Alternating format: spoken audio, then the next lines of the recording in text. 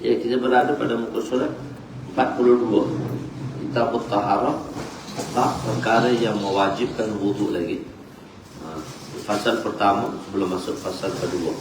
Bismillahirrahmanirrahim. Wa an Suwaid bin Nu'man radhiyallahu anhu qala annahu kharaja ma'a Rasulillah sallallahu alaihi wasallam amin Khaybar hatta idza kanu bis-sabha suhba wa hiya adna Khaybar صلى عصرا ثم دعا بأزواد ولم يأت إلا بالسويق فعمر به فسري فأكل رسول صلى الله عليه وسلم فأكلنا ثم قام إلى المغرب فمغمز ومغمزتنا ثم صلى ولم يتوضأ رواه البخاري. Sayyidina Suwaid bin Nu'man radhiyallahu anhu meriwayatkan bahawa beliau telah keluar bersama Rasulullah sallallahu alaihi wasallam pada hari peperangan Khaybar sehingga sampai di satu tempat yang bernama Sahba. Ia adalah nama tempat yang terletak hampir daripada Khaybar. Baginda telah mendirikan solat, kemudian baginda meminta untuk dibawa bekalan. Maka hanya dibawa kepada baginda sawit, iaitu gandum atau bali yang digoreng tanpa minyak dan dihancurkan. Lalu baginda menyuruh supaya ditambahkan air. Maka Rasulullah SAW telah makan dan kemudian kami pun makan. Kemudian baginda berdiri untuk solat maghrib, mengimami solat maghrib. Maka baginda telah berkumur dan kami juga berkumur. Kemudian baginda bersolat dan kemudian baginda tidak memperbarui wudu. Ini masih lagi perkara yang membatalkan wudu, iaitu perkara yang diantaranya ialah pada peringkat awal di zaman Nabi mamasatinna, sesuatu yang dibakar di atas api akan membatalkan wudu. Tetapi di zaman Nabi juga hukum dia iaitu menyatakan bahawa sesuatu yang dibakar oleh api tidak membatalkan wuduk jika kita makan. Ini salah satunya sawit. Sawit ni gandum atau bali yang digoreng. Di zaman dulu sawit adalah gandum atau bali yang digoreng. Selepas tu akan dicampur air dan sedikit gula melaka. Gur-gur. Kita panggil gula melaka. Dia kacau, letak ais sikit, minum dia sedap, sejuk badan. Dan dia bertindak dua sekali. Satu menyejuk, menghilangkan dahaga, dan satu lagi mengenyangkan. Sebab bali yang ditumbuk dan atau gandum yang ditumbuk yang hancur, diambil, dicampur. Ini soalan kita makan gandum tadilah. Gandum tu dah dibakar dulu tanpa api. Tanpa minyak, digoreng. Selalu kita kat Pakistan musim sejuk kita minumlah sawit ni, sedap je. Kita panggil syarbat je. Itu buat daripada gandum, tepung gandum, biji gandum atau biji bali. Sebab dihancurkan. Bila dihancurkan, selepas tu dicampur dengan air. Jadi maksudnya sawit ialah gandum atau bali yang digoreng tanpa minyak, kemudian dihancurkan dan disimpan. Sawit mempunyai dua kegunaan, iaitu untuk mengenyangkan dan juga menghilangkan dahaga. Masalah ini berkaitan dengan makanan yang telah disentuh api. Adakah hanya ianya membatalkan wudu atau tidak? Perbahasan pada hadis yang telah lalu, hadis yang kelima fasal awal, dan hadis yang menunjukkan bahawa ia tidak membatalkan wudu. Sahba ialah satu kawasan di Khaybar sebelah bawah. Khaybar adalah tempat tinggi dan berbukit-bukit. Khaybar ni tempat orang Yahudi tinggallah sebelum mereka berpindah ke Madinah untuk menunggu akhir Nabi, akhir zaman. Tapi mereka tidak dapati di Khaybar. Mereka berpindah ke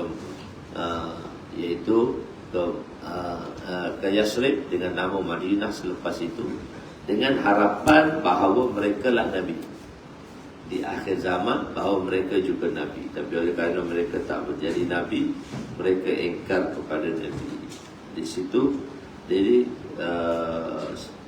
Khaybar ni dia distrik besar lah, banyak kampung dan sebagainya. Dan kampung yang paling rendah iaitu di Sahbah. Sahbah. Jadi kita pergi dulu di mana tu, masa keluar di Indonesia 2009 di Yogyakarta. Itu kita pergi ke Bukit Merapi. Bukit Gunung Merapi, Gunung Merapi, Bukit Merapi, Gunung Merapi, nama dia Merapi. Dia ada kampung, nak naik atas bukit tu ada kampung, banyak kampung. Kampung paling tinggi ialah Kali Adam, Sungai Dingin. Di situ paling tinggi, tapi nak sampai kat Gunung Merapi tu lebih kurang 3-4 kilo lagi, jauh lagi. 4-5 kilo lagi, jauh lagi. Tapi itu kampung paling tinggi. Kita dah naik tu, tinggi dong tu. Dari situlah tinggalnya Mah Marijan. Mah Marijan tu penjaga gunung. Penjaga gunung daripada itulah yang dijaga gunung tu. Dan dia meninggal pada tahun 2011. Bila Gunung Merapi itu meletup, dia tak nak turun dan dia meninggal. Khair. Hadis seterusnya, hadis yang ke-310 × 12 × 11. Dua perkara yang mewajibkan wudu dalam fasal kedua, iaitu hadis selain daripada Bukhari dan Muslim. Wa an Abi Hurairah radhiyallahu anhu qala Rasul sallallahu alaihi wasallam la wudu'a illa min sautin aw rihin, rawahu Ahmad wa Tirmizi. Sayyidina Abu Hurairah radhiyallahu anhu meriwayatkan bahawa Rasulullah sallallahu alaihi wasallam bersabda, tidak ada kewajipan berwudu melainkan dengan sebab bunyi atau bau. Banyak lagi perkara yang membatalkan wudu, seperti seorang itu buang air kecil atau air besar, bersentuh dengan wanita dan lelaki tanpa lapik atau sebagainya, tetapi tidak disebut di sini. Oleh itu, suatu hukum tidak diputuskan hanya berdasarkan satu hadis. Di sini hanya disebut dua perkara, sedangkan banyak lagi perkara lain yang membatalkan wudu. Ianya disebut dalam hadis yang lain. Ulama telah melihat sesuatu perkara dalam Al-Quran, dalam ayat-ayat Al-Quran dan hadis-hadis, kemudian barulah dibuat keputusan perkara tersebut. Sebab itu fiqh itu dah disusun, diambil daripada Quran dan hadis. Kenapa disebut dua perkara sahaja di dalam hadis ini? Jawapannya ialah mungkin Nabi ditanya mengenai dua perkara ini, oleh itu jawapan baginda hanya mengenai dua perkara ini saja untuk menjawab masalah yang dikemukakan oleh baginda, sedangkan banyak lagi perkara lain yang mewajibkan wudu. Dan kita telah terangkan bau dan bunyi dan bau, bunyi dan suara, suara dan bau. Kalau dah bau, tak ada suara, memang dah buanglah tu. Ataupun bunyi, bunyi itu maksudnya benda perkara yang meyakinkanlah. Khair. Adakah mazi mewajibkan wudu atau mandi mewajibkan wudu? Mewajibkan mandi. Bismillahirrahmanirrahim. Wa an Ali radhiyallahu anhu qala sa'altu Rasul sallallahu alaihi wasallam min al-mazi. Qala man al-mazi al-wudu wa min al-mani al-ghuslu, rawahu Tirmizi. Sayyidina Ali radhiyallahu anhu berkata, aku bertanya kepada Rasulullah sallallahu alaihi wasallam mengenai air mazi. Lalu baginda bersabda, mazi mewajibkan wudu dan mandi mewajibkan mandi. Sa'altu, Sayyidina Ali bertanya kepada Nabi, adakah mazi itu mewajibkan mandi? Apabila orang keluar air mazi. Air mazi ini air yang air galak dipanggil, air syok, sebelum seorang itu bersama dengan pasangannya. Di sini terdapat persoalan. Dalam hadis yang sebelum ini ada disebut bahawa Sayyidina Ali ialah orang yang banyak keluar mazi, dan beliau menyuruh Sayyidina Miqdad bertanya perkara ini kepada Nabi. Sedangkan dalam hadis ini Sayyidina Ali sendiri pula bertanya. Jadi seolah-olah di situ jawapan itu telah lalu pada fasal ketiga dan jawapan pada hadis yang ketiga fasal pertama. Kenapa dinisbahkan persoalan tersebut. Nabi menerangkan dalam hadis ini bahawa mazi mewajibkan wuduk dan mandi, air mani mewajibkan mandi. Terdapat persoalan, terdapat iskal, iaitu soalan yang ditanya hanya berkenaan mazi, tetapi Nabi menjawab lebih daripada yang ditanya. Jawapannya ialah kemungkinan Nabi melihat munasabah, kesinambungan dan wujudnya perkaitan antara kedua-duanya, maka Nabi menerangkan bagi kedua-dua pihak. Khair, tidak adakah takbiratul ihram syarat atau rukun bagi solat? Takbiratul ihram ni adakah dia rukun atau dia syarat? Syarat ialah perkara yang wajib di luar solat, dan rukun ialah perkara yang wajib di dalam solat, dalam perintah tu. Wa anhu qala Rasul sallallahu alaihi wasallam miftahu salati at-tuhur wa tahlimuha at-takbir wa tahliluha at-taslim, rawahu Abu Daud wa Tirmidzi wa Darimi wa rawahu Ibnu Majah anhu wa an Abi Sa'id radhiyallahu anhu. Sayyidina Ali meriwayatkan bahawa Rasulullah sallallahu alaihi wasallam bersabda, kunci bagi solat ialah bersuci. Tahrim, perkara yang menjadikan seorang itu haram melakukan perkara di luar solat. Atau takbir dan tahlil adalah takbir, dan tahlil perkara yang menghalalkan, iaitu salam. Hadis riwayat Imam Abu Daud, Imam Tirmizi dan Imam Darimi. Imam Darimi ini siapa? Guru kepada Imam Muslim. Komplek Darmi. Kita pergi di Uzbekistan, ada dua komplek yang sedang dibina. Komplek Bukhari, di situ dia akan buat tempat makam Bukhari tadi, tempat kubur Bukhari. Dharif dia tu, Dharif kubur tu dia panggil Dharif. Kalau makam tu tak semestinya kubur. Di situ buat komplek. Masa kita pergi tahun 2023, masa tu tengah bina komplek. Jadi kita tak boleh masuk ke rapat dengan kubur Imam Bukhari. Kita akan buat shopping komplek semua sekali lah. Dan dia buat satu tempat lagi di Imam komplek Darmi. Masa tu dia bagi sudahkan komplek Bukhari. Oh, dia akan buat komplek Darmi, Imam Darmi. Dan tempat Imam Darmi tu banyaklah. Kita dapati ulama-ulama di situ, iaitu pengarang kitab Nahwu yang paling besar. Kalau kita belajar, kalau dalam turuk Arabiyah, turuk negara Arab ni yang paling besar kitab Iqna. Tapi kalau kita belajar kitab Nahwu dalam turuk Pakistani, Deobandi, kitab paling besar dia ialah Syarah Jami, Syarah Mula Jami. Syarah Mula Jami itu syarah kepada Kafiyah. Kitab Nahwu, matan atau kafiyah. Itu syarah Mula Jami ni besar, tak besar, sama dengan macam kita Iqna, dan ditulis oleh itu yang ditulis oleh pengarang dia sendiri, iaitu Syarah Jami. Dan di situ pun ada kubur dia. Khair, al-miftahu salah at-tuhur, kunci kepada solat ialah bersuci.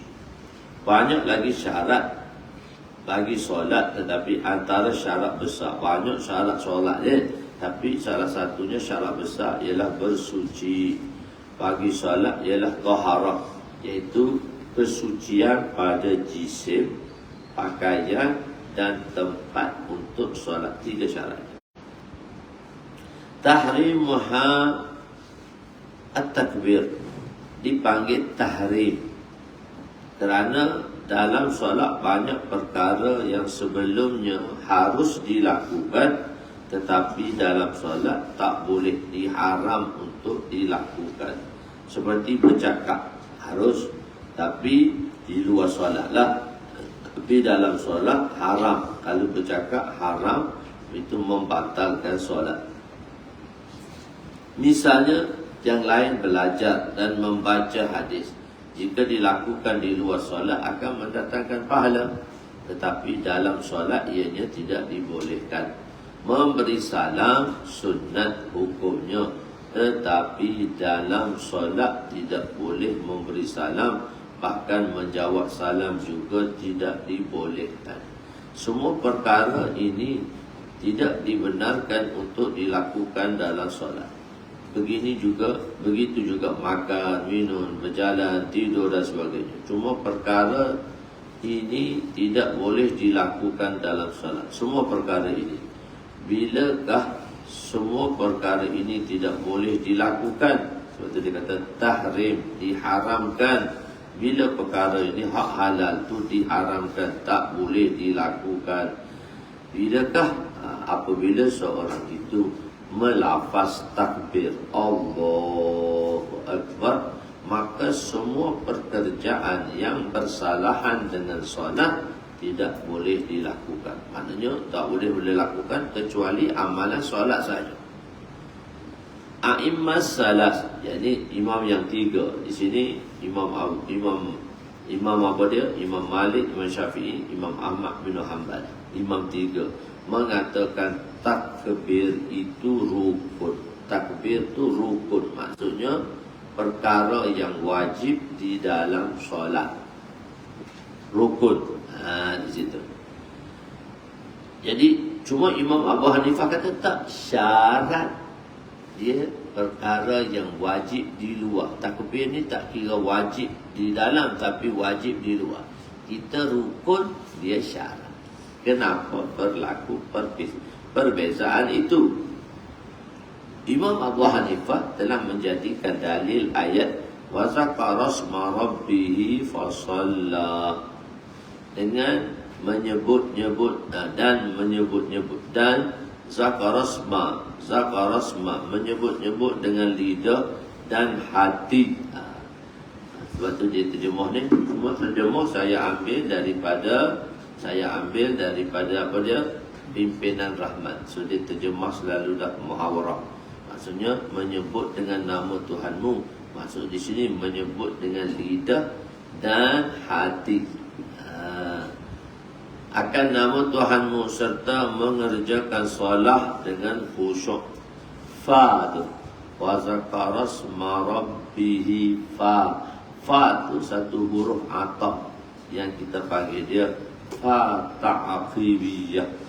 Oleh itu jumlah maktufah. Fa ni ataf. Selepas fa, fi'il itu ialah maktuf, dan sebelum fa, fi'il dan isim tadi adalah ma'tuf alaih. Fa huruf atifah, ma'tuf alaih dan ma'tuf, benda yang berbeza. Benda yang berbeza mesti lain. Jumlah ma'tufah adalah jumlah yang berbeza. Jumlah ma'tuf alaih shalla, dan jumlah ma'tuf ialah wa zakaras. Jumlah ma'tuf alaih yaitu wa zakara asma rabbih, dan jumlah solat jumlah maktub.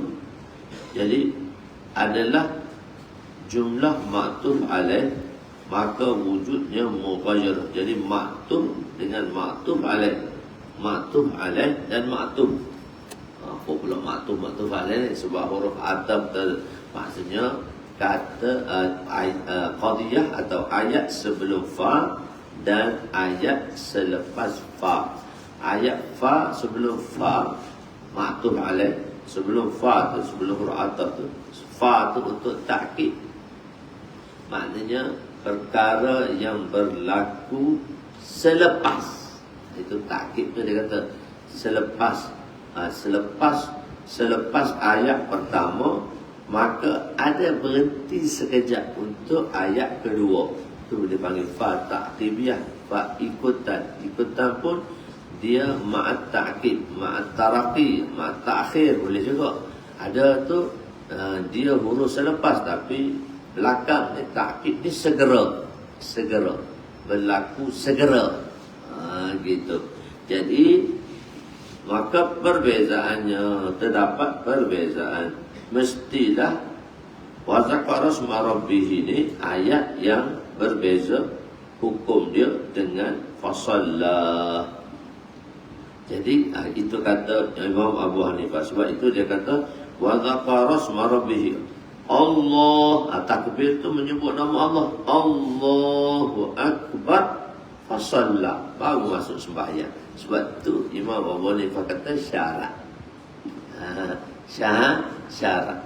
Syarat. Kita tu dah masuk dah. Alif tu dah masuk dah. Allahu Akbar. Bila masuk dah masuk dah. Bat tu dah masuk. Alif tu dah masuk rukun dah. Dia Allahu Akbar dulu fasalla, baru masuk rukun. Sebab tu dia berbeza di situ, di sisi sudut Imam Abu Hanifah. Dan kita imam yang tiga kata dah masuk dah pada perkataan alif lam tadi, perkataan Allah tadi dah masuk dah. Apakah lafaz yang boleh digunakan untuk takbir tahrim? Takbir tahrim pula, mana lafaz yang dipilih untuk takbir, untuk dijadikan takbir? Okey. Imam Ahmad, Imam Malik kata hanya dua lafaz, satu lafaz ni je, Allahu Akbar. Ini saja lafaz yang boleh digunakan untuk takbir dalam solat. Allahu Akbar, tu saja. Dan Imam Syafi'i dua lafaz, Allahu Akbar, Allahul Akbar. Boleh dua-dua. Allahu Akbar ada alif lam, Allahul Akbar ada alif lam. Dua-dua boleh. Apa dalilnya nanti semula ni, kita beritahu lafaz ni dulu. Dan Imam Abu Yusuf mengatakan boleh tambah dua lagi. Allahu Akbar, Allahul Akbar, dah berjalan, tambah dua lagi. Allahu Kabir, Allahul Kabir. Jadi 4 lafaz boleh untuk takbir. Imam Abu Hanifah, fatwa dia pada Imam Abu Yusuf. Imam Yusuf ni anak murid pada Imam Abu Hanifah. Dia berpendapat lain sedikit. Dan manakala Imam Abu Hanifah dan Imam Muhammad. Imam Muhammad ni pun anak murid Imam Hanifah. Imam Muhammad, macam kita sahibain lain. Dia sahibain Imam Muhammad, Imam Abu Hanifah dengan Imam Abu Yusuf. Imam Abu Yusuf dengan Imam Muhammad sahibain. Imam Abu Yusuf dengan Imam Abu Hanifah syaikhan. Dan Imam Abu Yusuf dan Imam Muhammad tarfain. Dan Imam Hanifah dengan Imam Muhammad tarfain. Imam Muhammad ni masa mengaji duduk sebelah, tak duduk depan. Sebab apa? Masa Imam Muhammad mengaji, dia umur muda lagi, tak ada janggut. So Imam Hanifah letak tepi. Imam Hanifah tak tengok pelajar yang tak ada janggut, dipanggil amrat. Bagi Imam Hanifah, pelajar tak ada janggut, hukum dia wanita. Takwa Imam Hanifah terlalu tinggi. Dia tak tengok budak yang tak ada janggut. Dia kata perempuan, kita tengok orang tua pun tak ada janggut. Jadi dia letak tepi. Imam Hanifah dia letak tepi. Imam Muhammad ni duduk tepi, ngaji duduk tepi. Imam Abu Yusuf duduk depan, Muhammad duduk tepi. Sebab dia dipanggil tarfan, di tepi. Tepi tuan guru, dia tak duduk depan. Satu ketika Imam Muhammad ni dah lama dah mengaji, dia pun tumbuh janggut dah. Maka datang bayang, Imam Hanifah tengok kat depan, oh Imam Muhammad dah berjanggut dah. Muhammad, kau dah berjanggut kan? Depan dia kata. Tak pernah tengok Imam Muhammad tu masa mengaji dengan dia. Tapi tengok melalui bayang, Imam Muhammad dah berjanggut. Oh Muhammad, kau dah berjanggut kan? Dia kata. Ya Tuan Guru, yang ni pun tak kata dia berjanggut. Dia tak cerita pun tak tahu. Tuan Guru dia tengok, okey sekarang Muhammad duduk depan. Boleh duduk depan dah. Wah, Imam Abu Yusuf, Imam Abu Hanif. Maka Imam Hanifah dan Imam Muhammad kata takbir ada tambah lagi. Selain daripada 4, Allahu Akbar, Allahul Akbar, Allahu Kabir, Allahul Kabir, boleh tambah lagi. Allahu Jalla, Allahu A'zam, Allahu Rahman, boleh berlaku. Imam Hanifah kata tak kira lah lafaz itu boleh. Apa dalilnya? Imam Ahmad, Imam Malik hanya lafaz yang sabit. Dia ambil lafaz yang sabit daripada hadis saja. Jadi dalam hadis Nabi kata Allahu Akbar saja. Lafaz yang sabit daripada hadis, maknanya dia ambil yang ada dalam hadis saja. Gitu. Yang ada dalam hadis. Macam Wahabi lah, dia kata yang sabit doa-doa makan ni tak ada, tak sabit daripada hadis. Yang sabitnya bismillah saja. Bismillah masalah, yang sabitnya basmillah, basmalah. Dia kena baca basmalah lah. Dan sekali dia nak ambil lafaz ni, Wahabi kata yang sabit daripada hadis Nabi sahaja. Apa dia? Allahumma barik lana Nabi marzaqtana. Tak ada, dia kata. Tak payah baca. Benda tu harus tak ada. Boleh baca, apa salahnya? Tak ada sabit. Dan dia kata yang sabit daripada hadis. Kalau sabit daripada hadis, bukan bismillah, basmalah. Jadi patutnya baca makan basmalah lah. Sebab daripada hadis, basmalah, bukan bismillah. Pening dia. Hak wajib duk beza, hak boleh tak boleh je. Tu pun dia kata boleh tak boleh. Hak benar ni kita dah tahu hak betul. Kita nak buat lah. Benda kecil aja duduk bergaduh. Orang tak sembahyang banyak lagi. Tak ada siapa nak ajak pun. Khair. Jadi Imam Malik kata, Imam Ahmad kata bas, daripada sabit, daripada lafaz sahaja boleh, daripada hadis. Imam Syafi'i membolehkan penambahan alif lam dalam lafaz takbir. Allahu Akbar, Allahul Akbar. Ada lafaz alif lam yang ditambah pada lafaz takbir ihram tadi. Kerana alif lam di sini memberi makna mubalaghah. Makna tu makna mubalaghah, makna membesarkan lagi. Allahu Akbar dalam besar, Allahul Akbar lagi besar. Dia panggil mubalaghah, makna mubalaghah di situ. Dan bila makna mubalaghah, tak ada cacat dan celah di dalam takbir. So boleh. Makna alif lam itu tidak mencacatkan takbir tadi. Cuma dia menambahkan makna akbar tu lebih besar. Itu saja. Maka dibolehkan. Imam Abu Yusuf pula pendapat asal maksud ialah menzahirkan kebesaran Allah. Nak zahirkan kebesaran Allah. Jadi untuk zahirkan kebesaran Allah dalam lafaz takbir ada 4. Allahu Akbar, Allahul Akbar. Benar satu lagi lafaz kabir, besar. Membesarkan Allah. Akbar membesarkan Allah. Kabir pun membesar. Allahu Kabir. Dibawa dalam sirah mubalaghah. Dan Allahul Kabir, sirah mubalaghah serta alif lam lagi. Lagi mubalaghah. Al-Kabir tu dah wazan fa'il. Fa'il tu dah makna mubalaghah. Mubalaghah apa? Maksudnya menambahkan makna tadi kepada makna yang lebih tinggi. Lalu tinggi tertinggi, besar terbesar. Itu makna mubalaghah. Dia berbeza sedikit dengan ism tafzil. Ism tafzil pun makna lebih, tapi ada perbandingan dengan yang lain. Itu ism tafzil. Ism tafzil iaitu makna lebih juga, tapi dia perbandingan di antara sekurang dua benda. Kabir ni dia tak ada perbandingan dengan yang lain. Dalam lafaz tu sudah memberi makna mubalaghah, tidak tanpa dibandingkan dengan yang lain. Itu dipanggil makna mubalaghah. Ism tafzil pun mubalaghah juga, tapi ada perbandingan di antara dua subjek, dua benda. Ini tak satu benda sahaja, salah. Dan ditambah kabir, fa'ilun wazan dia. Itu wazan dia fa'ilun, kabirun.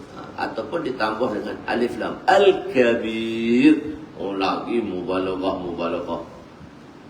Murakkabnya mubalaghah. Mubalaghah yang murakkab lagi. Tambahan dua lagi. Kuasa kuda lagi pula. Gitu. Khair. Jadi Imam Abu Hanifah mengatakan fardu. Jadi Imam Abu Yusuf kata pak tu boleh. Imam Abu Hanifah kata antara fardu dan wajib. Lafaz Imam Abu Hanifah kata apa dia? Wa zakara asma rabbih, umum. Mana-mana lafaz yang menyebut nama Allah dibenarkan. Allahu Rahman, Allahu Kabir, Allahu Jalal, Allahu Jalil. Boleh belakang. Lafaz tu penting. Sebab itu dalam bahasa Imam Abu Hanifah, baca Quran dalam lughah Farsi boleh. Sekarang di Indonesia baca Quran dalam lughah Melayu. Ada di Indonesia kan sembahyang Allahu Akbar dengan nama Allah yang Maha Pemurah lagi Maha Penyayang. Kata segala puji bagi Allah ada. Tengok dalam video lah, tak tahu betul ke tak betul, tapi dia kata di Indonesia pun bahasa Indonesia dia baca. Wallahualam, betul tak Bapak? Tak tahu, Bapak pun tak tahu. Tapi ada sebahagian lah dia kata. Okey, baca dengan bahasa Melayu, diterjemahkan dengan bahasa Melayu. Okey. Dan tahliluha at-taslim. Lepas tadi benda tadi halal, lepas tu jadi haram bila takbir. Masa bila pula jadi halal? Selepas salam. Tahliluha at-taslim, Nabi kata. Selepas perkara yang tidak harus dalam solat kembali menjadi harus untuk dilakukan bila? Bermaksud tahliluha at-taslim, menghalalkan semua amalan yang haram tadi di dalam solat dengan at-taslim, dengan salam. Imam Salas menyatakan apa dia? Imam Salas menyatakan fardu. Dan Imam Abu Hanifah kata wajib, tidak fardu. Sebagai contoh, apabila seorang itu tidak memberi salam selepas tahiyat, maka solatnya masih sah mengikut mazhab Imam Abu Hanifah kerana hanya meninggalkan yang wajib. Dia kata tinggal wajib. Dia tak salam, dia baca tahiyat, dia bangun terus, sah. Tapi sah dia lah, sah dia je. Dia kata solat itu sah kerana menyatakan kerana seorang itu tidak memberi salam selepas tahiyat, maka solatnya sah. Maka masih lagi mengikut mazhab Hanafi sah kerana dia hanya meninggalkan yang wajib. Wajib dengan fardu beza. Imam Abu Hanifah wajib lain, fardu lain. Hukum dia mana wajib lebih rendah pada fardu. Kita betul wajib lebih rendah fardu, tetapi dari segi practically, amali, fardu dengan wajib mutaradifan, sama hukum dia. Khair, haramnya liwat, haramnya perbuatan liwat dimasukkan juga di dalam perkara-perkara yang membatalkan wuduk. Kenapa liwat ni membatalkan wuduk? Dia masuk jugalah. Wa an Ali bin Talaq radhiyallahu anhu qala Rasul sallallahu alaihi wasallam idza fasa ahadukum falyatawadda wa la ta'tun nisaa fi a'jadihimna. Rawahu Tirmizi wa Abu Daud. Sayyidina Ali bin Talaq radhiyallahu anhu meriwayatkan bahawa Rasulullah sallallahu alaihi wasallam bersabda, apabila salah seorang daripada kamu keluar angin tanpa bunyi,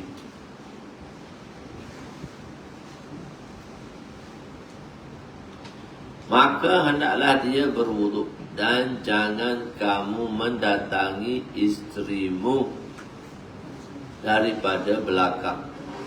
Hadis riwayat Imam Tirmizi. 47.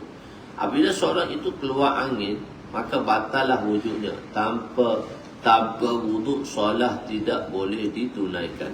Angin keluar daripada jalan belakang. Oleh kerana munasabah ini, maka Nabi menyebut hukum keduanya, iaitu masalah mendatangi isteri daripada jalan belakang, iaitu dubur. Angin ni keluar jalan belakang. Kalau angin keluar jalan depan, perkara tu nadir, jarang berlaku. Tetapi kalau orang yang selalu keluar angin, mudrat dipanggil. Wanita tu mudrat. Pertama masalah bab mudrat, iaitu wanita yang keluar angin melalui kubul. Kalau bagi wanita tu dah biasa, maka hukum dia batal juga. batal juga. Adakah lelaki boleh keluar angin melalui kubur? Bukan dubur, kubur. Melalui alat zakar tadi, boleh ke tak? Wanita tak biasa keluar angin. Lelaki perkara nadir, jangan berlaku keluar angin. Keluar air kencing ada lah. Begitu. Kan? Apabila seorang itu keluar angin, maka batallah wudunya. Oleh kerana apa? Lepas Nabi kata keluar angin batal wudu, kenapa bawa liwat? Sebab angin tu keluar daripada dubur. Maka bila seorang tadi, na'udzubillah, dia meliwat, dia kata liwat berarti dia mendatangi isterinya tidak tidak pada farash tapi pada dubur. Itu juga dipanggil liwat. Hukum liwat juga walaupun isterinya. Apatah lagi orang yang bukan isterinya, lebih-lebih lagi lah liwat tadi. Okey, Nabi Allah SWT berfirman, nisa'ukum harsul lakum fa'atu harsakum anna syi'tum wa qaddimu li anfusikum wattaqullaha wa'lamu annakum mulaquh wa basyiril mu'minin. Dan isteri-isterimu adalah seperti tanah tempat kamu bercucuk tanam. Maka datangilah tempat bercucuk tanammu itu sebagaimana kamu kehendaki, dan kerjakanlah amal yang baik untuk dirimu, dan bertakwalah kepada Allah, dan ketahuilah bahawa kamu kelak akan menemuinya, dan berilah kabar gembira kepada orang beriman. Dalam ayat ini disebut isteri itu sebagai ladang. Apabila disebut tentang ladang, maka ia pasti menghasilkan tanaman. Bila orang tadi dia menanam, maka pada ladang, pada tanah akan hasillah tanaman.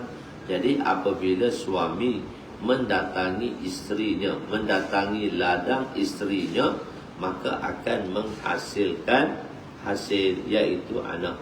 Tetapi jika suami mendatangi isterinya bukan pada ladang, bukan pada kubur, bukan pada faras, tapi pada dubur, maka dia tidak menghasilkan anak, tidak ada hasil, maka itu haram.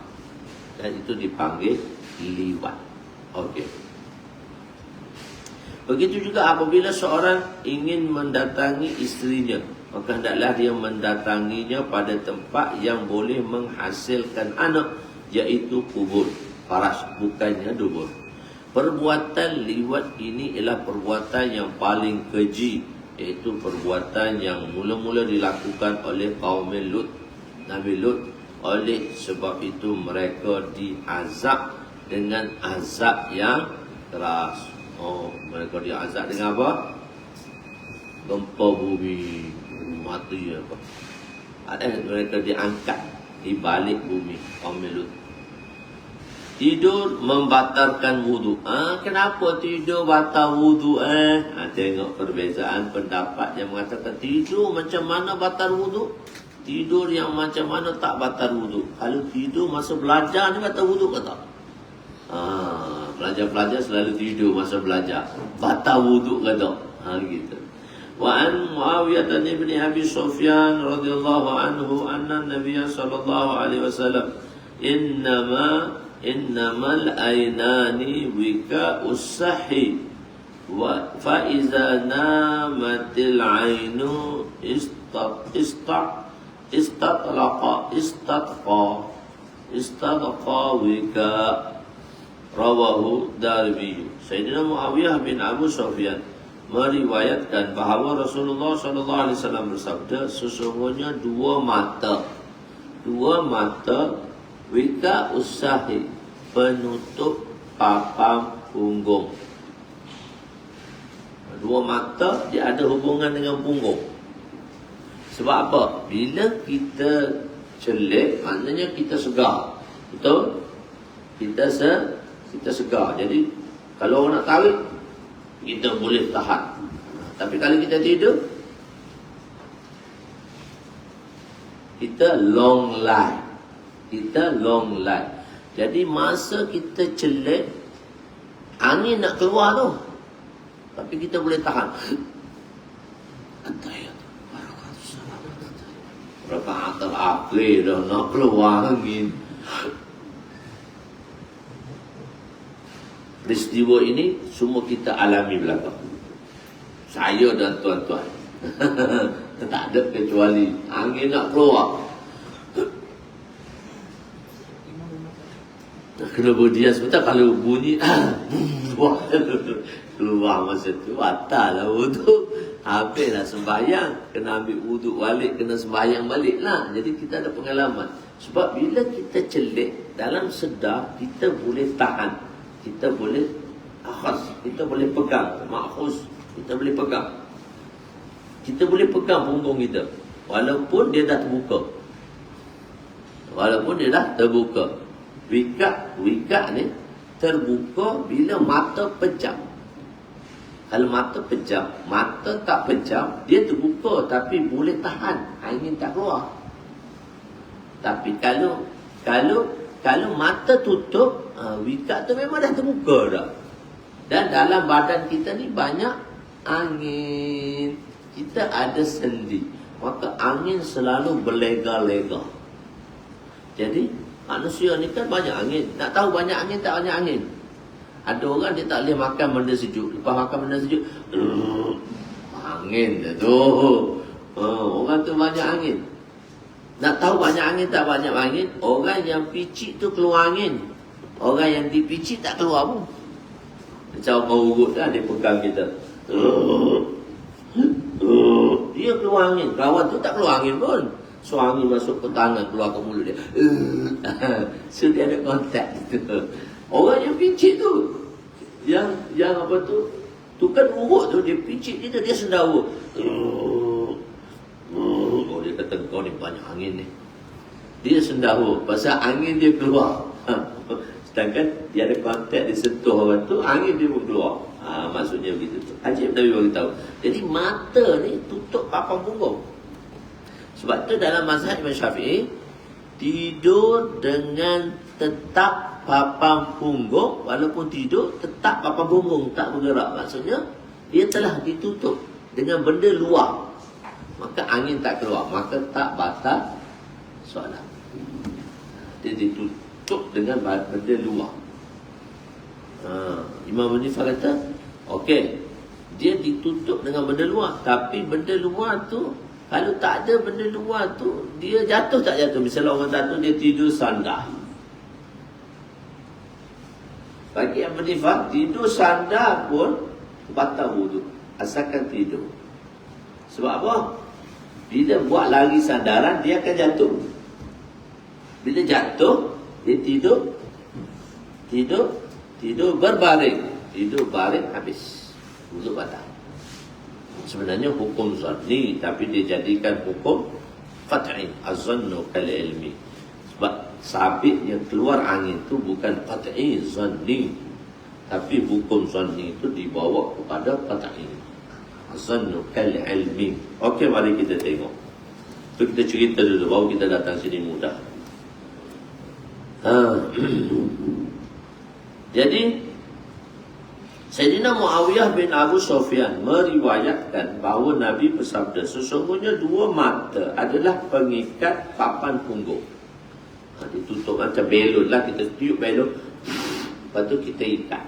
Bila kita buka tali belon, macam mana angin keluar? Angin keluar macam tu. Badan kita ni banyak angin. Dia yang akan keluarkan angin ialah sendawa atau punggung. Kalau keluar melalui punggung, batal lah. Angin keluar melalui dubur, batal lah. So angin akan keluar bila ikatan tadi terbuka. Ikatan tu terbuka bila mata ditutup, iaitu tidur. Jadi apabila mata itu tidur, Nabi kata akan terlepaslah pengikat tersebut. Wika usahi, pengikat papan punggung tadi terbuka. Penerangan, dua mata adalah pengikat papan punggung, iaitu lubang angin. Pengikat papan punggung tu lubang angin lah, sebab dubur kita tu berlubang. Dia tak ada tutup pun. Penutup dia mata. tutup di sini, air keluar sana. Begitulah. Buka sini, air keluar sana. Buka sini, buka, maknanya tutup sini, keluarlah. Tutup sini, keluar sini. Gitu. Okey. Selama mana mata berjaga, maka selama itulah ikatan itu kuat. Ikatan tadi kuatlah. Macam mana dia terjaga?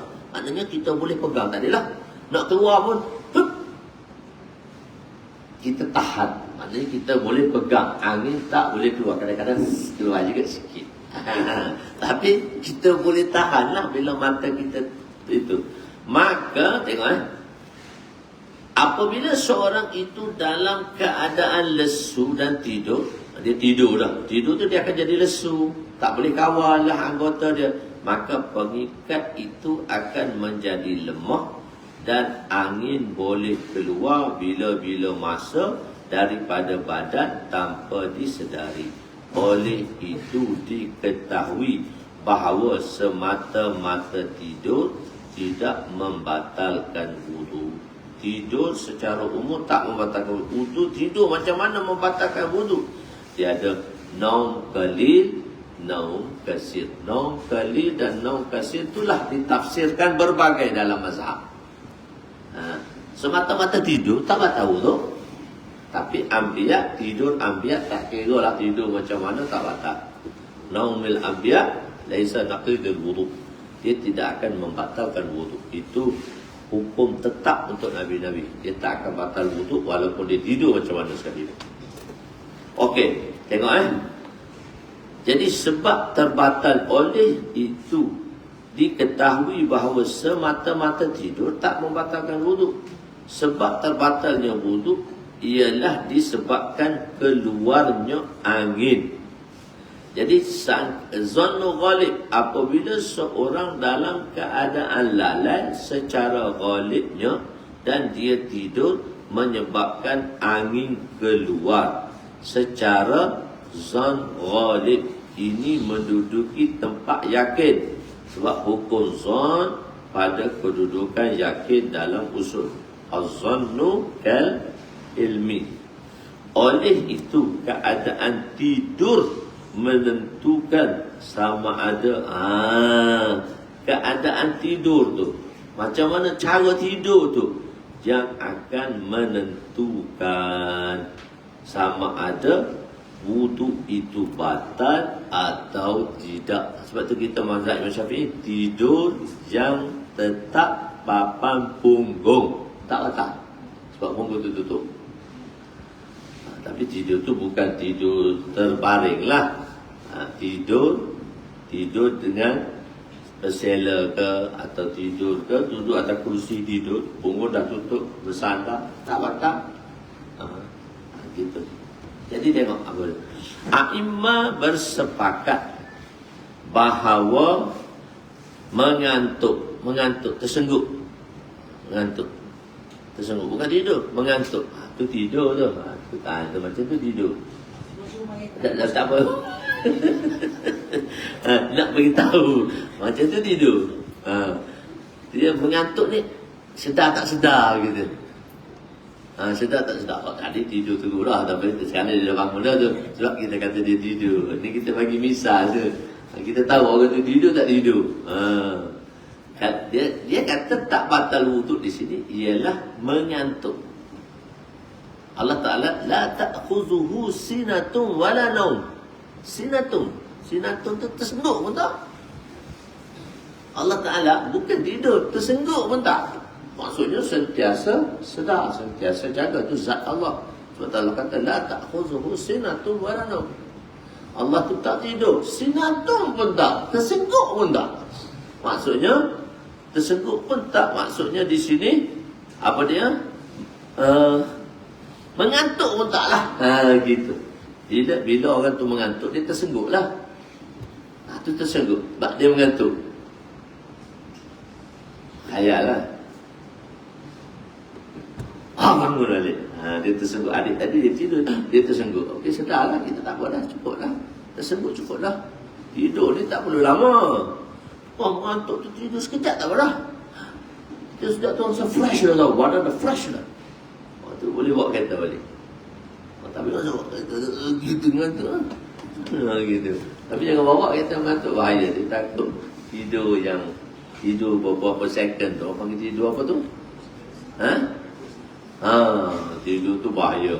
Tidur 1 second pun habis dah. Terlelap sikit, zong dah, kereta tahu mana dah. Naik perlu. Okey, jadi tidur, ulama bersepakat bahawa mengantuk, tersengut-sengut tu, mengantuk atau tidur tapi naumi qalil, tidur yang sedikit, tidak membatalkan wudu. Naumi kasir, tidur banyak, maksud tidur tidur lena lah. Naumi qalil ni tidur lena, tidur yang bersangatan membatalkan wudu. Cuma apakah kayu pengukur? Mana pengukur dia? Tidur ringan, tidur berat. Tidur naumi qalil dan tidur naumi kasir.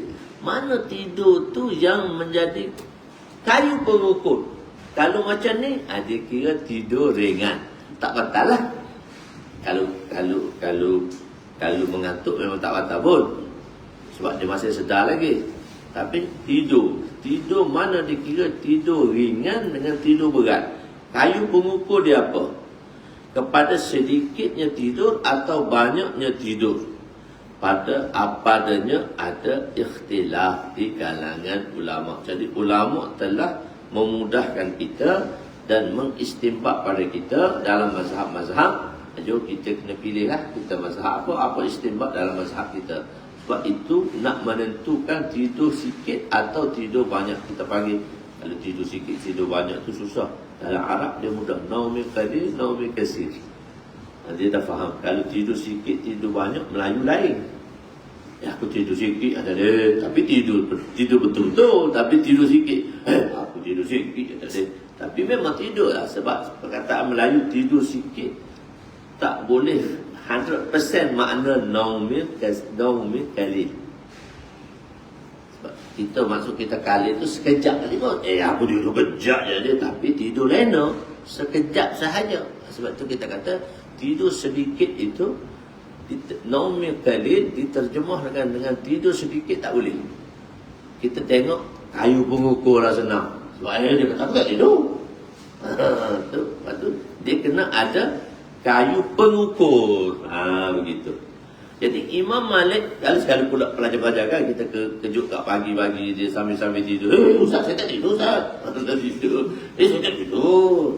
Ada dia dekor lah, tak tidur apa. Tapi dia boleh nafikan dia tak tidur. Jadi kita kena tahu. Jadi bila kita tahu kaedah ni, jadi orang kata, teruslah kita berwuduk. Ataupun kita wuduk sendirilah, tak payahlah. Aku tak tidur tadi.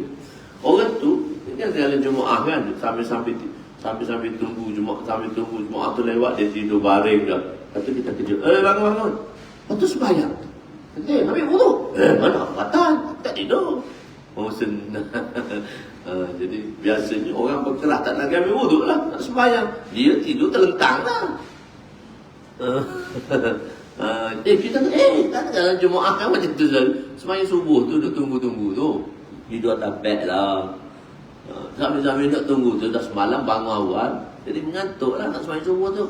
Dah tabet lah, tidur tepi lah. Macam-macam. Kita kejut, orang tamat kita kejut, dia terus bangun, Allah Akbar. Dia tak terbatas wuduk lah. Kita kata, kau tidur kan? Aku tak tidur dah tu. Dia tak boleh ukur dengan orang tu. Dia ukur dengan hukum. Kayu pengukur tu. Ajib ulama ni. Dia mudahkan pada kita untuk memahami hadis. Nabi kata wika usahi. Nabi kata ainani wika usahi saja. Perkataan tu umum. Mata penutup pampang bunggu. So macam mana? Ulama uraikan satu pada kita untuk mudahkan. Jazakumullahu khairal jaza, ahsanul jaza. Ulama ni habis sama hidup dia nak huraikan hukum pada kita je. Tadi kita kata ulama ni tak betul lah, ulama tak betul. Manusia memang ada salah, tapi janganlah mencela sangat. Kalau kalau tengok salah pun diam saja. Kalau orang kata begitu, kita diam saja.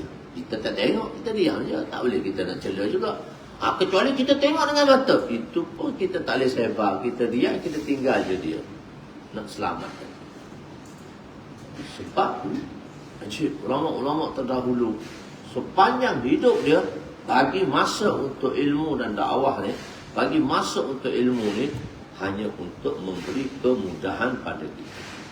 Okey, Imam Malik mengatakan bahawa tidur yang nyenyak membatalkan wudu, manakala mengantuk pula. Tidur yang nyenyak, bahawa tidur yang nyenyak, tidur dah nyenyak dah, kira batal lah. Kalau tidur nyenyak tu dia dah kira batal lah. Walaupun sekejap. Tidur nyenyak kan? Tapi sekejap lah. Aku tidur sekejap kan? Tidur nyenyak. Maknanya tidur yang nyenyak itu dikira naumi kasir. Tidur nyenyak. Nyenyak tu seketika tak apa dah. Tapi dah nyenyak. Maknanya tidur tu tak sedar lah. Tidur nyenyak ni apa dah? Tidur tak sedar persekitaran apa berlaku. Membatalkan wudu. Manakala mengantuk pula tidak membatalkan wudu. Okey. Imam Ahmad Ibn Hanbal pula bahawa tidur berdiri, dia kata tidur berdiri atau sambil duduk dikira naumi qalil. Tidur tak tengah-tengah tidur berdiri, atau tengah-tengah berdiri tidur. Bukan tidur tengah-tengah berdiri, tengah-tengah berdiri, tengah-tengah berdiri sembahyang. Nak jatuh pula. Tidur lah tu. Itu apabila sembahyang tarawih lah, panjang-panjang sangat. Tinggal 4-5 juzuk tu satu malam, 10 juzuk satu malam.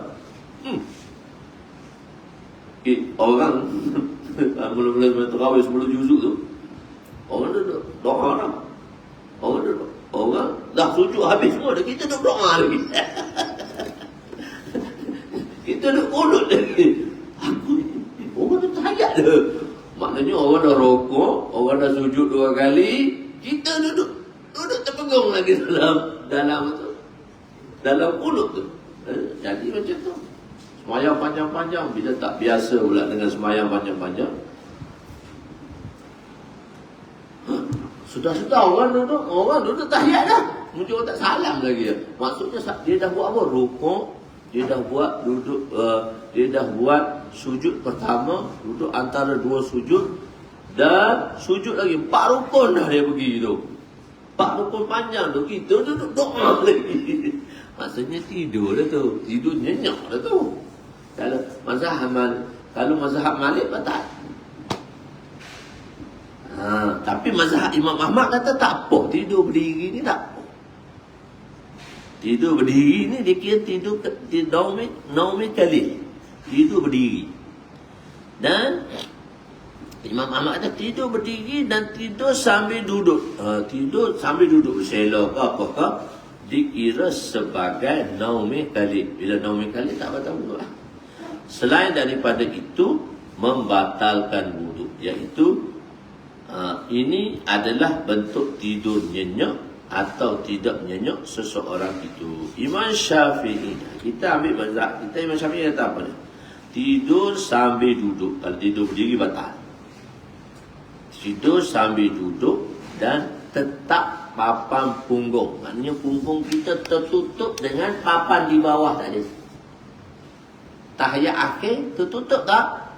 Tak, terbuka. Tahiyat awal, kita duduk tahiyat awal, punggung terbuka tak? Terbuka. Cara duduk tahiyat awal tu punggung terbuka. Cara duduk tahiyat akhir boleh tak punggung terbuka? Ada cara duduk dia boleh tutup, ada cara duduk dia tak. Walaupun tahiyat akhir ada orang duduk itu sikit, dia tertutup. Ada duduk itu sikit, tahiyat akhir pun terbuka juga. Itu juga ya. Mana tidur bersela tak lah. Tidur bersela tak. Sebab duduk papan punggung. Tidur bersela tak. Tidur atas kursi tak. Tidur bersela atas kursi sandar pun juga tak. Sebab asalkan papan punggung tu tutup. Itu kita punya main point kita di situ. Jadi mengikut Imam Syafi'i, tidur sambil duduk dan tetap papan punggung, itu syarat dia, maka tidak membatalkan wudu. Selain daripada keadaan itu membatalkan wudu. Imam Abu Hanifah special dia berpendapat bahawa tidur dalam solat, tidur berdiri, tidur semasa rukuk, tidur semasa sujud, itu dalam solat belakalah. Dan tidur duduk tidak membatalkan wudu. Maksudnya duduk ketika solat tak batal wudu juga. Maknanya tidur dalam solat, semasa qiyam ke, semasa sambil duduk, semasa qiyam ke, semasa rukuk ke, semasa sujud. 4 perkara besar tu 4 je lah. Qiyam, rukuk, sujud dan qa'dah, duduk aja. Tu 4 tu besar. Tidak membatalkan wudu. Selain itu ia membatalkan wudu. Contohnya tidur berbaring, tidur ittija', tidur berbaring pada lambung, dipanggil ittija'. Tidur istina', tidur bersandar. Tidur istilqa', tidur berbaring terlentang. Semua batal. Tidur bersandar, kalau tidur bersandar tak apa. Kalau bersandar batal. Kenapa bersandar batal? Dia kata kalau buang sandaran ni, orang tu akan jatuh. Bila jatuh, natijah dia tidur baring batal. Itu ajib ulama. Sikit ringkas saja, tapi penerangan dia terlalu special. Okey. Wa an Ali radhiyallahu anhu qala Rasul sallallahu alaihi wasallam, masih lagi wika usahi. Tadi ainani wika usahi. Ini mubtada jadi khabar jadi mubtada. Tak apalah, dia kira dua-dua boleh. Tadi al-ainani wika usahi. Di sini wika usahi pula mubtada. Wika usahi al-ainani. Faman nama falyatawadda. Rawahu Abu Daud wa qala Syekh Imam Muhajjir Sunnah hadza fi ghairi qa'id lamma sahha. Sayyidina Ali radhiyallahu anhu meriwayatkan bahawa Rasulullah sallallahu alaihi wasallam bersabda, pengikat bagi dubur, pengikat bagi papan punggung, wika usahi. Tadi penutup papan punggung, pengikat penutup sama je lah. Tak apa, saya terjemah dua. Tadi pengikat ni saya pengikat bagi punggung, papan punggung lah, ialah dua mata. Maka barang siapa yang tidur, hendaklah dia berwudu. Imam Muhajjir Sunnah berkata ini adalah selain daripada tidur duduk, kerana telah sah hadis yang berikut. Macam mana wudu tak batal, macam mana cara sahabat tidur ni. Ajib. Mishkat ni satu hadis yang begitu ajib. Dia bawa satu benda, lepas tu keadaan tu, dia bawa keadaan tidur, lepas tu macam mana contoh sahabat tidur tak batal wudu. Tu dia ada kesinambungan satu-satu hadis sepanjang daripada abwab dan susunan hadis. Lama telah akur Mishkat terbaik. Khair. Wa an Anas radhiyallahu anhu qala kana ashab Rasul sallallahu alaihi wasallam yantaziruna al-isya hatta takhfaqa ru'usuhum thumma yusallu wa la yatawadda'una. Rawahu Abu Daud illa annahu zakara fihi yanamu badalun yantaziru al-isya hatta takhfaqa ru'usuhum. Sayyidina Anas radhiyallahu anhu berkata, sahabat-sahabat Nabi telah menunggu solat isyak sehingga mereka tersengguk-sengguk. Tunggu tu sambil duduk tersengguk. Nama tak sembahyang isyak Nabi ni, Nabi duduk mesyuarat lagi tu dalam bilik, tak keluar lagi. Kita pernah rasa lama bila masa mengaji dulu. Masa mengaji tempat dakwah ni nak sembahyang tu kat lama, nak sembahyang maghrib ke isyak, lepas orang makan duk tunggu tak habis-habis lagi. Bila nak sembahyang ni, mengantuk. Jadi sahabat ni Nabi duk mesyuarat mari nak solat tu duk tunggu, mengantuk dah sampai. Maka tersengguk-sengguk menunggu waktu solat isyak. Solat isyak tu lama ya. Kemudian mereka bersolat sedangkan mereka tidak memperbaharui wudu. Hadis riwayat Imam Daud, Imam Tirmizi, melainkan beliau menuturkan perkataan tidur sebagai ganti menunggu. waktu isyak sehingga mereka terseduh. Ini hadis ni dalil kita. Tadi dia beritahu cara tak batal wudu, dan mana hadis yang diambil oleh a'immah yang tidak membatalkan wudu. Ini hadis ni dalil kita mazhab Imam Syafi'i. Iaitu ini adalah dalil bagi mazhab Imam Syafi'i. Hadis ni menyatakan bahawa tidur yang tetap papan punggung tidak membatalkan wudu. Tidur tetap papan punggung tidak membatalkan wudu. Wallahu a'lam. So kita berehat sekejap. Sebab hari ni kita nak sudah awal sikit. Tuan-tuan nak pergi berkelak kat mana tak tahu. InsyaAllah ada tu jamuan. Kita berhenti dulu sila. Qul qawli hadza astaghfirullah azim li wa li walidayya wa li jami'il muslimina wal muslimat wal mu'minina wal mu'minat al ahya'i minhum. Subhanallah.